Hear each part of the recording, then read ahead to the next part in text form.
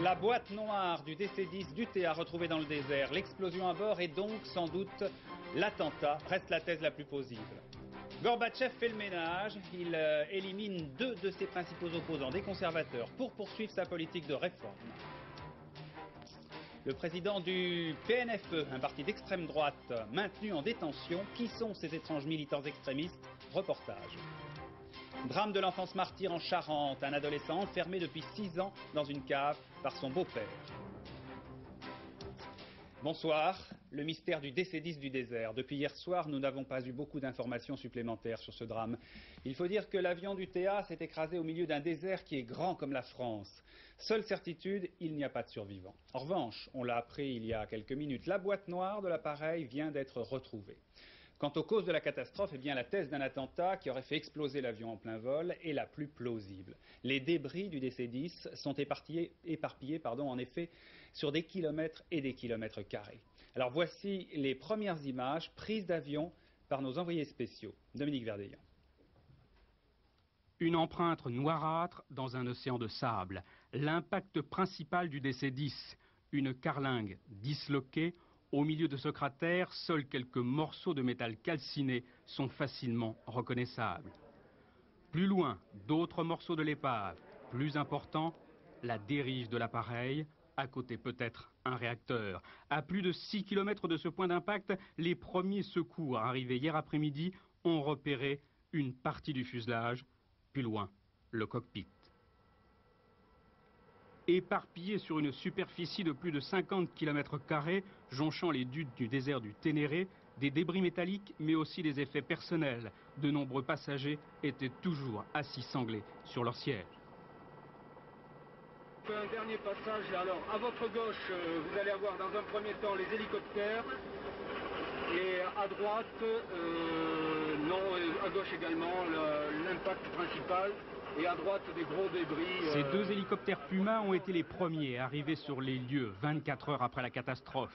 Pour les sauveteurs, très vite, une certitude, il n'y a aucun survivant parmi les 171 occupants de l'appareil. Pour les enquêteurs, la disposition des débris laisse à penser que l'appareil a explosé en plein vol. Ce soir, les boîtes noires ont été retrouvées. Elles permettront peut-être, avec l'étude des débris, de connaître les circonstances exactes du drame. Il faut réussir à trouver les pièces d'abord de l'appareil qui ont été déformées. Il est évident que si on trouve des pièces étrangères, c'est une bonne présomption. Par contre, il peut y avoir aussi des déformations. En cas d'explosion, des pièces se déforment. Et elles ne se déforment pas nécessairement de la même façon que si c'était une rupture, une déchirure de l'appareil comme cause initiale.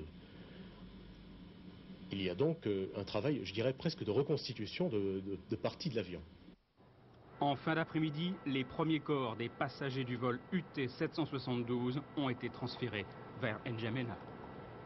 Depuis ce matin, des mesures particulières de sécurité ont été prises dans les aéroports pour tous les avions d'UTA. Il s'agit d'une fouille plus approfondie des bagages et puis bien sûr de l'obligation pour les passagers de reconnaître leurs bagages juste avant de monter dans l'avion. Le PDG d'UTA, René Lapôtre, a dit tout à l'heure son impuissance à faire face au terrorisme. Il faut, dit-il, qu'en amont, les gouvernements luttent contre ce fléau.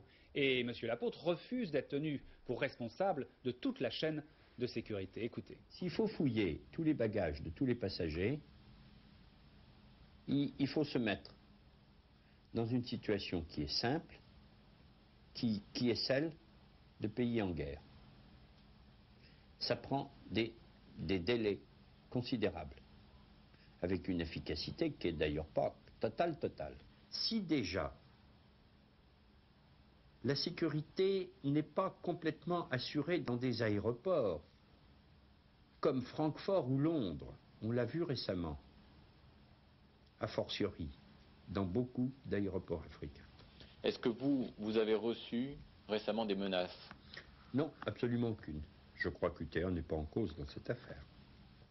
Certains jours, présenter les informations, c'est annoncer toute une série de catastrophes et accumuler les bilans macabres. C'est hélas le cas aujourd'hui. Au chapitre transports aériens, il y a par exemple l'accident de ce Boeing 737 à New York. Le pilote a tenté d'interrompre le décollage de son appareil au dernier moment. Il n'a pas réussi à contrôler son avion et le Boeing a terminé sa course en bout de piste dans l'East River. Il y a au moins 2 morts et 45 blessés. Au chapitre Au chapitre transport terrestre, la collision aux États-Unis, au Texas, entre un car de ramassage scolaire et un camion, il y a 15 morts. Au Maroc, c'est un train qui a percuté un car de touristes français. Là aussi, le bilan est lourd. Il y a 6 morts et 7 blessés graves. Et puis, autre catastrophe, bien sûr, c'est à l'échelle d'une région entière cette fois. Ce sont les ravages causés par le cyclone Hugo aux Antilles. L'ouragan poursuit sa route et atteindrait demain après-midi les côtes de Caroline du Sud aux États-Unis. En Guadeloupe, on en est encore à mesurer l'ampleur des dégâts. Ils sont immenses. Il n'y a pas que l'habitat qui a été détruit. Il y a aussi les cultures, comme celle des bananes, par exemple. Agnès Poirier, Dominique Merlin, reportage. Joël Hubert Vanet redémarre à zéro. Ses 10 hectares de bananiers ont été broyés par le cyclone. Il va lui falloir un mois pour couper, nettoyer, nourrir la terre épuisée, faire repartir la plante. Joël Hubert Vanet ne veut pas avouer son découragement. Pourtant, il sait qu'il n'aura pas de récolte avant 9 mois. Le hangar où il emballait les bananes est détruit. Il s'est déjà endetté pour investir. Il va devoir mettre ses 3 ouvriers en chômage technique. Sa seule ressource aujourd'hui, c'est que l'État français lui vienne en aide. Je vais commencer à emballer en 9 à 8 mois. J'attends pour voir. On peut rien faire, hein. On attend. Tout de suite après le tourisme, ce sont les bananeraies qui font vivre la Guadeloupe. Au siège du syndicat des producteurs de bananes, on demande des mesures immédiates. Pour ces planteurs créoles, on les appelle les béquets, qui possèdent les plus grosses exploitations de l'île et composent le conseil d'administration du syndicat, la profession est sinistrée à 100%. Si nous n'avons pas une aide conséquente pour permettre la replantation, la remise en état des cultures, il n'y aura pas de redémarrage de la banane à la Guadeloupe. L'État français n'oubliera pas les producteurs guadeloupéens, le ministre des Dom-Tom l'a assuré. Comme Joël Hubert Vanet, la plupart d'entre eux n'ont que quelques hectares et travaillent en famille. Ils attendent maintenant du syndicat qu'il répartisse l'aide de la France le plus équitablement possible. Et puisqu'il faut continuer notre triste litanie, ceci encore, un hélicoptère qui participait au secours aux sinistrés en Guadeloupe s'est abîmé en mer. C'est cet hélicoptère et ses sauveteurs que nos envoyés spéciaux avaient filmés hier. Il s'est écrasé au large de l'île de la Désirade. Il y a au total 5 morts et 3 disparus. Enfin, il faut parler de cette tragique prise d'otage dans la banlieue de Liège, en Belgique. Elle dure depuis samedi dernier, mais il y a du nouveau peut-être depuis quelques minutes. Les gangsters pourraient libérer les 2 jeunes enfants. Alors tout de suite, nous allons retrouver notre envoyé spécial Bruno Gex, mais écoutez d'abord ce que disait il y a quelques minutes le procureur. Les propositions formulées par les autorités judiciaires ont été acceptées par les ravisseurs. Ces propositions sont les suivantes. 1.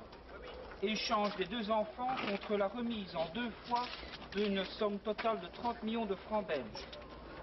2. Après l'échange, libre sortie des ravisseurs dans un véhicule leur fourni.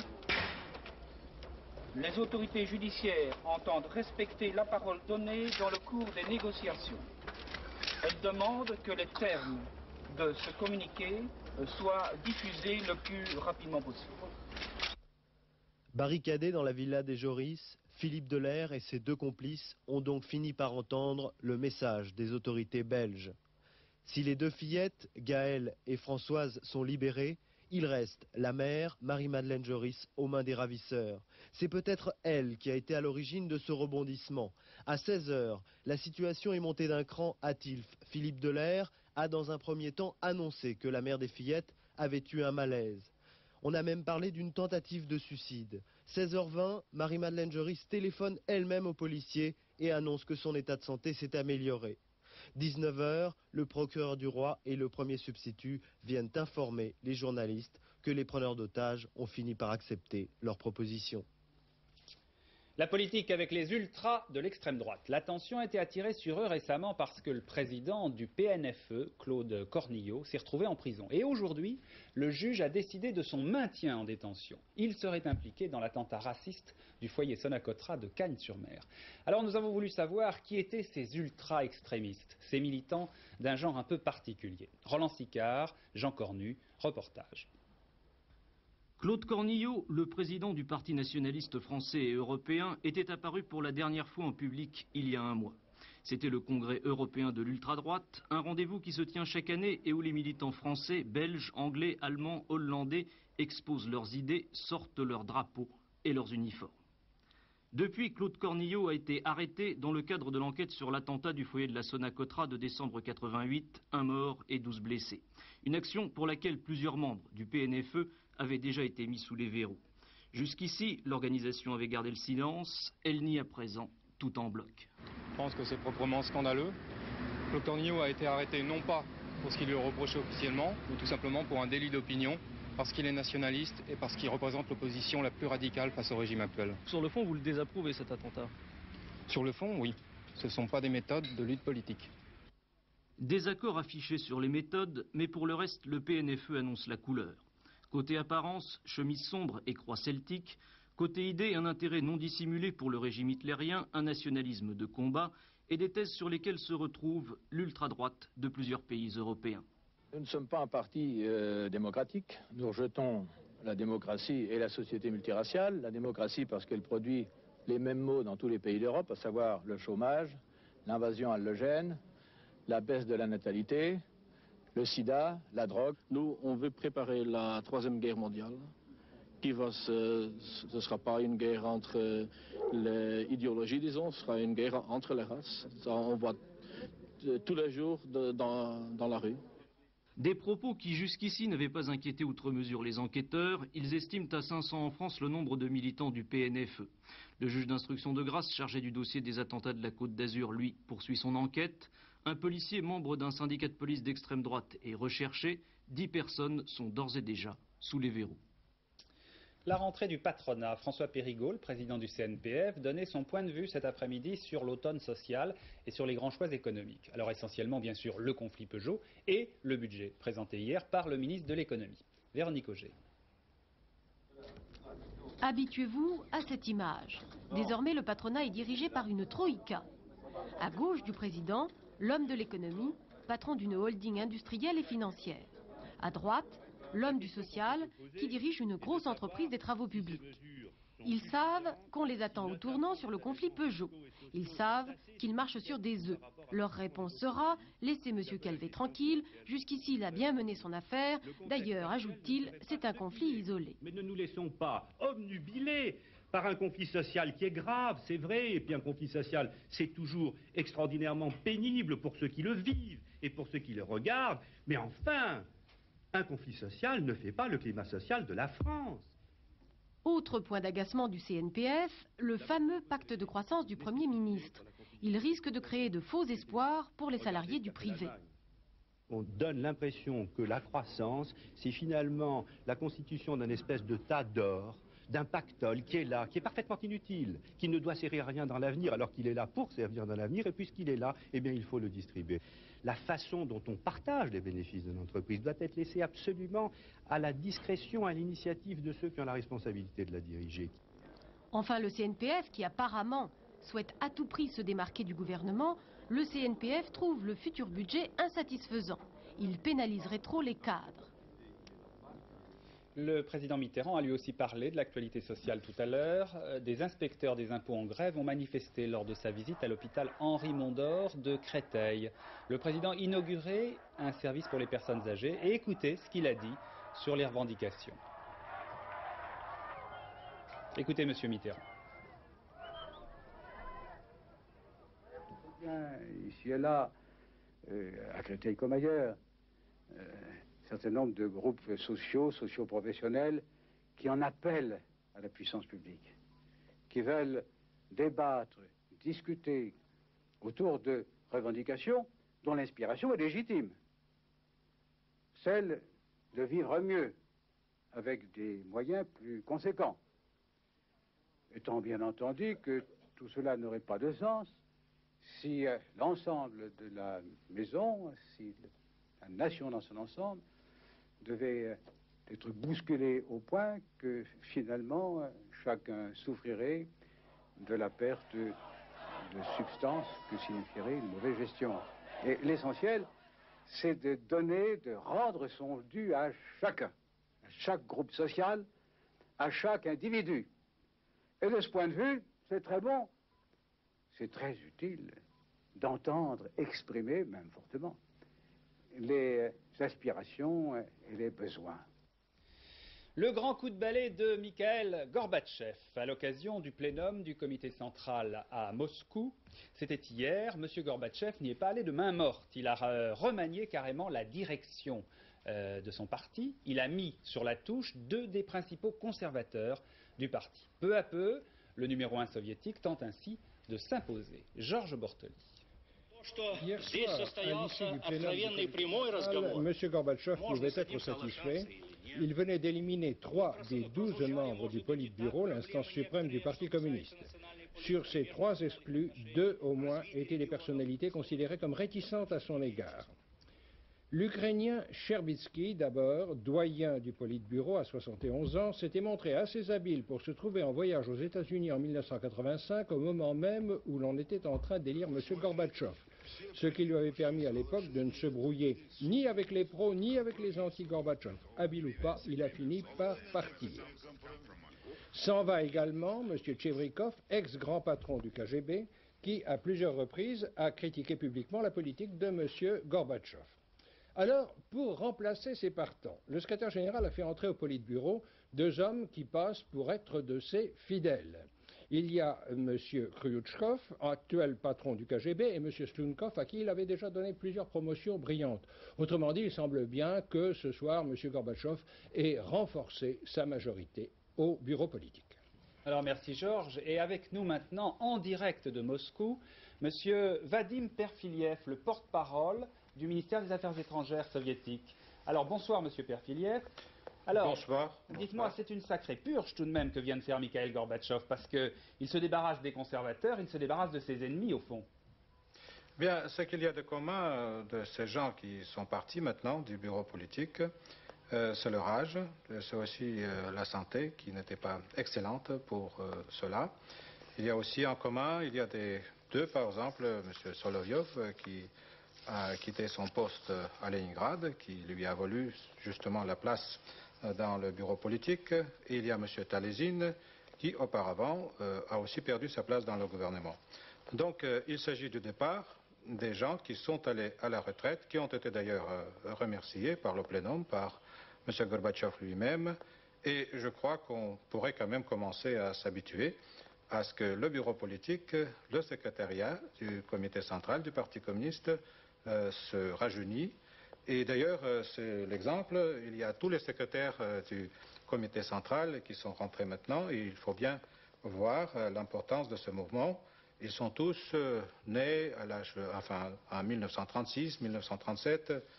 Monsieur Ousmanov, il est le plus ancien de nouveaux secrétaires promus. Monsieur Perfiliev, on ne va pas les énumérer. Georges Bortoli veut vous poser une question. Oui, alors on parle de ceux qui entrent, justement. Alors les 2 principaux, ceux qui viennent d'être nommés membres titulaires du Politburo, l'un est responsable, grand patron du KGB, l'autre a passé toute sa vie comme spécialiste de l'industrie de l'armement, de l'industrie de guerre. Alors est-ce qu'avec de telles fonctions, on peut les considérer comme des grands libéraux? Vous savez, il faudrait quand même, Monsieur Bortoli, vous connaissez bien les réalités soviétiques, et nous avons eu à la tête de notre KGB, comme vous dites, mais KGB, alors plutôt, des gens assez importants qui ont joué un très grand rôle dans l'État. N'oublions pas Monsieur Andropov, par exemple. Alors, ces gens, M. Maslukov, je voudrais aussi dire son âge, il est né en 1937, c'est aussi donc quelqu'un. Est-ce que c'est parce qu'on est jeune qu'on est libéral? Non, mais je voudrais dire que le bureau politique, ce qu'il y a comme conclusion la plus commune pour tous ceux qui sont rentrés dans le bureau politique et le secrétariat, c'est la jeunesse, c'est le dynamisme, ce sont les gens qui participent directement et activement dans la perestroïka. Et si vous voulez, en 2 mots, le plénum, c'était un peu la perestroïka dans la perestroïka, parce que le parti s'est occupé à faire de sorte qu'elle puisse donner encore un élan à tout ce mouvement. Et c'est pour cela d'ailleurs, M. Bortoli, qu'on a décidé d'avancer dans le temps le congrès du Parti communiste, le 28e congrès, et cette équipe rajeunie, d'ailleurs avec un secrétariat qui peut-être reprendra encore de l'importance pour préparer ce congrès, ce secrétariat donc dynamique et jeune, qu'on va préparer quelque chose de très très important, dans cette 4e et 5e année de la perestroïka que sera ce congrès. Dites-moi, Monsieur Perfiliev, est-ce que Mikhail Gorbatchev va profiter de son pouvoir nouveau, un peu accru, pour améliorer le niveau de vie des soviétiques? Parce que de ce côté-là, ça ne va pas très bien en ce moment.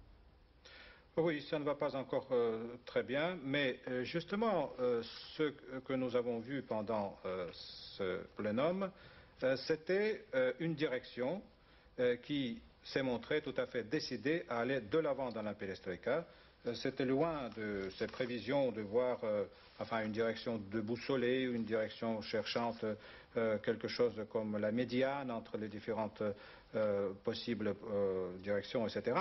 Mais c'est vraiment la continuation d'une manière très résolue de ce mouvement révolutionnaire de la perestroïka. Et les nationalités, alors ce plénum, il était fait en principe pour résoudre le problème des revendications des nationalités. Or, j'ai l'impression que ce plénum a surtout décidé de ne rien décider. Alors, est-ce que cet immobilisme apparent ne va pas provoquer une explosion? Eh bien, Monsieur Bortoli, vous avez bien sûr vu, nous avons publié cela un mois avant, la plateforme, le projet de plateforme sur les questions nationales. Maintenant, le plénum, il vient d'avoir quelques changements dans le libellé de cette plateforme, mais c'est un document assez important, vous l'avez vu bien sûr. Oui, mais tout de même. C'est tout un programme de la décision des questions nationales. Je crois que ce que nous avons vu là, dans la vision du parti, c'était la décision de faire de sorte que cette fédération des républiques socialistes soviétiques puisse continuer à trouver les meilleures possibilités de vie de toutes les populations qui nous habitent. Évidemment, ce que nous voyons maintenant, c'est un mer de problèmes.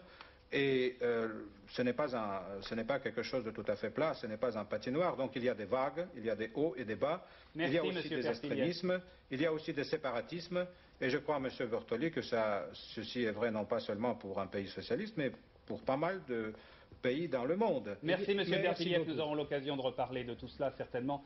C'est un sujet important. Merci beaucoup. Le reste de l'actualité internationale avec ces exécutions publiques en Arabie Saoudite. 16 chiites koweïtiens, presque tous d'origine iranienne, ont été décapités au sabre en place publique. Ils avaient été reconnus coupables d'un attentat en juillet dernier au cours du pèlerinage de la Mecque. Un dossier embarrassant pour la Nouvelle-Calédonie et plus précisément pour les accords de Matignon. Il s'agit de révélations publiées par notre confrère Le Monde. Le Monde publie en effet aujourd'hui des extraits de 2 rapports qui mettent en cause le RPCR. Ce parti aurait profité de passe-droit dans l'attribution de terres dans le territoire. Explication de Rachid Arabe.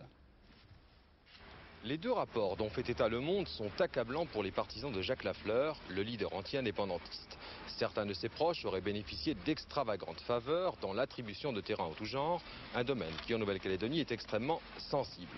D'après le rapport de l'inspection générale des finances, l'attribution de ces terres aurait été faite quasi systématiquement en faveur de Caldoche dans la période 86-88 par l'ADRAF, l'agence de développement rural mise en place par le gouvernement de Jacques Chirac.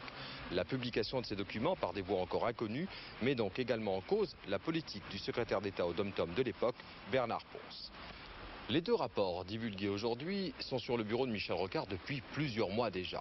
Mais après les accords de Matignon et le retour de la paix en Nouvelle-Calédonie, le gouvernement a certainement estimé qu'il n'était pas opportun de fragiliser l'un des signataires de ces accords, en l'occurrence Jacques Lafleur, et cela d'autant plus que les indépendantistes de leur côté étaient prêts à régler toutes ces affaires à l'amiable. En politique, on appelle cela la raison d'État, une raison d'État qui n'empêche pas de se poser quelques questions. Qui a intérêt à faire circuler ces documents? S'agit-il véritablement d'une tentative de déstabilisation de la Nouvelle-Calédonie ou tout simplement d'un règlement de compte politique? D'autres informations de l'actualité de ce jour, internationale, économique, sociale, et on commence par le conflit Peugeot où l'on a observé aujourd'hui une légère détente. Anne Poncinet. Collecte de solidarité aujourd'hui à Mulhouse pour les grévistes de Peugeot au 15e jour de leur action. À Montbéliard, manifestation de grévistes venus de Sochaux et Mulhouse. Par ailleurs, suite à une décision de Peugeot, l'accès des usines est désormais interdit aux journalistes. 30 ministres réunis à Matignon aujourd'hui autour de Michel Rocard pour rénover l'administration du service public. 16 mesures dont amélioration du service à l'usager, responsabilisation des agents et valorisation de leur travail. Il y a une intelligence considérable des agents qui n'est pas utilisée. Il faut la requérir au service de l'État. Grenades lacrymogènes contre pierres, pétards et sacs d'eau, les affrontements éleveurs de moutons, gendarmes ont fait 13 blessés hier à Confolens dans les Charentes. Un nouvel acteur dans l'affaire Boutboul, Marcel Rosier, médaillé d'or au jeu de 76. De sources judiciaires, c'est à partir d'un compte bancaire lui appartenant que Madame Conce Boutboul aurait retiré de l'argent en Suisse. Marcel Rosier reste ce soir très discret. Il n'y a rien à dire là-dessus. Bon, moi je ne suis pas un homme à me cacher, je fais mon travail, je travaille. Aujourd'hui j'ai fait une journée comme tout le monde. Je suis comme tout le monde, j'ai écouté des choses à la radio qui m'ont un petit peu retourné, il faut le dire. Mais c'est comme ça. Et malheureusement, les gens sont mal informés.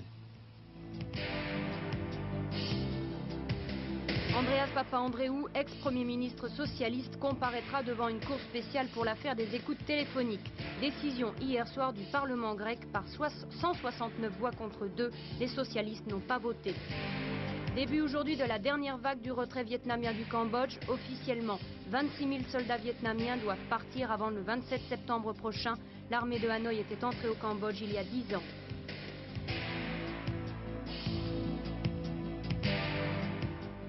À la bourse de Paris, hausse de 0,15% de l'indicateur de tendance, cours officiel du dollar, 6 francs 58,25. Le drame d'un enfant martyr maintenant, cela se passe en Charente. L'enfant c'est un adolescent, il s'appelle Loïc, il a 13 ans. Depuis 6 ans, son beau-père le faisait dormir dans une cave, sans lumière et sans chauffage, pour le punir de ne pas être propre au lit. Le beau-père est écroué. Michel Perrault.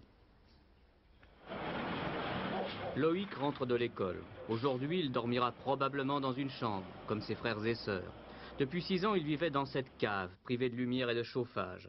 Son beau-père l'avait relégué là, sous prétexte qu'à 13 ans, il faisait encore pipi au lit. Loïc et ses 2 frères et sœurs étaient issus d'un premier mariage de leur mère. D'abord simplement rejetés, ils furent peu à peu victimes de privations, puis de mauvais traitements. Des claques, des coups de pied, des coups de poing, un peu de tout. Et parfois il avait des bleus, il avait des marques? Oui, oui. Et Loïc, lui, ne disait rien. Les voisins non plus d'ailleurs, qui pourtant se doutaient de quelque chose. J'entendais des cris, j'entendais aussi souvent la maman appeler Loïc. Le petit Loïc, moi j'ai vu qu'il le frappait, et même méchamment, parce qu'une fois je l'ai vu, il était par terre, il lui fichait du coup de pied. Finalement, certains d'entre eux se sont décidés à parler. Lundi, les gendarmes ont arrêté le beau-père de l'enfant. Il a été inculpé de coups et blessures, volontaires et écroué. La danse maintenant pour terminer, ce qui donnera à la fin de ce journal une tonalité nettement plus gaie. Le New York City Ballet est à Paris, au Théâtre des Champs-Élysées. C'est la fameuse troupe que Baryshnikov a rendue célèbre. Jean-Claude Darigo et Jean-Marie Lequertier sont allés observer les entrechats et les pas de deux, classiques parfois, contemporains souvent. La danse. Ils sont originaires du Nouveau Monde et pourtant leur ballet est un conservatoire des solides traditions de la chorégraphie.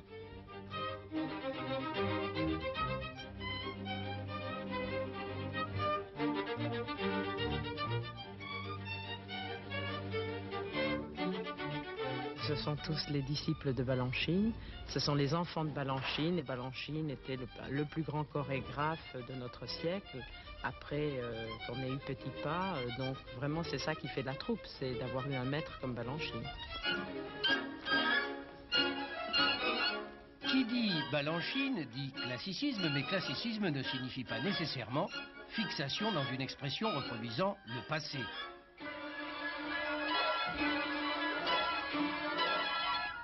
Sous l'impulsion de Peter Martins, la troupe danse aussi bien Gisèle que les chorégraphies de Jérôme Robbins ou des grands créateurs contemporains.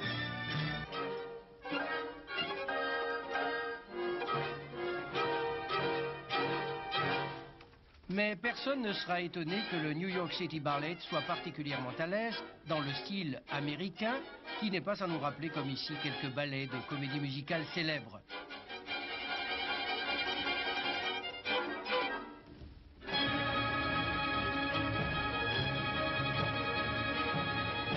Le New York City Ballet a un style, en tout cas probablement, la meilleure formation chorégraphique des États-Unis.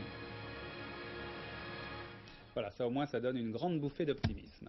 Alors il y avait aussi aujourd'hui un tiercé, on va voir les résultats. Tiercé 11, 13, 4, je vous laisse lire les rapports sur l'écran. Et puis il y avait un quartet simple. Alors 11, 13, 4 et 15, et je vous laisse encore lire les rapports sur votre écran. Tout de suite, la météo avec Laurent Cabrol, après un peu de pub et avant un peu d'autres pubs. À 22h30, 23h par là, c'est Henri Sagnier pour la dernière édition du journal. Demain, c'est Télématin, 6h30 avec Maditran et Gérard Morin pour les journaux. Bonsoir, à demain, 20h.